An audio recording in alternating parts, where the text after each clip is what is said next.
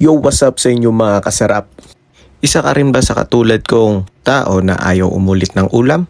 Kung oo, para sa iyo ang video na to.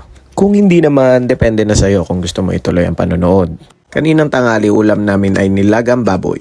Pagising ko ngayong gabi, ako na lang kakain kaya nag-isip ako ng way kung ano pa bang pwedeng iluto sa nilagang baboy. So ayan, iniwahiwalay ko muna yung mga karne kasi gagawin natin siyang ibang putahe. Ayan, ilagay natin sa chopping board. Himay-himayin ang natirang karne. Kung may buto-buto kayo sa nilaga, tanggalin nyo yung mga buto. Ito ang magiging main ingredient natin sa dinakdakan. Yan, minamadali ko na para hindi kayo maumay. After that, iset aside muna ito. Magpainit ng mantika, sabay iprito. Gagawin nating crispy ang natirang karne. Para swak na swak sa dinakdakan. Halu-haluin mo lang para hindi dumikit sa kawali. Hintayin natin mag golden brown ito dahil yun ang gusto nating kulay. Mas crunchy, mas masarap. Kita nyo naman, pumuputok-putok pa yung mga karne. Yummy!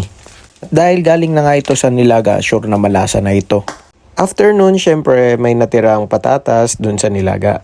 Di naman natin sasayangin yon, kaya ipiprito natin para maging parang french fries siya pag kinain natin.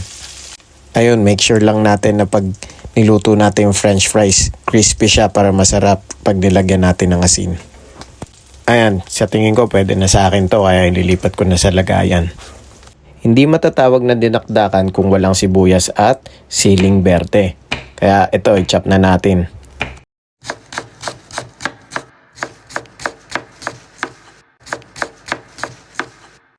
Yan, ihalo na natin sa naprito nating karne. Lagyan natin ng mayonnaise para lasa'y nakaka-amaze. Dagdagan toyo na paborito ng lahat. Walang dinakdakan kung walang suka. Lagyan natin to pampasarap. Lagay depende sa gusto mong timpla.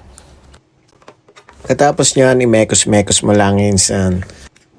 Tornado mo para yung mga lasa nito maghalo sa dinakdakan.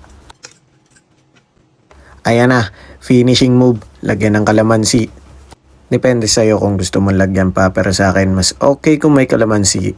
Mekos-mekos mo lang ulit hanggang humalo yung lasa ng kalamansi, tapos after nun, pwede na yung kainin. Ay, kasarap! Pasukan natin ng konting montage.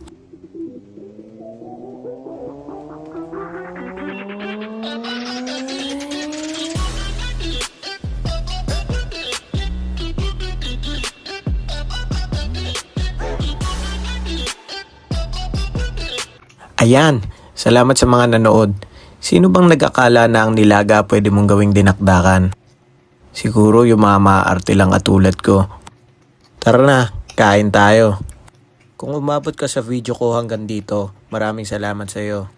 Huwag kalimutang mag-like, follow at share.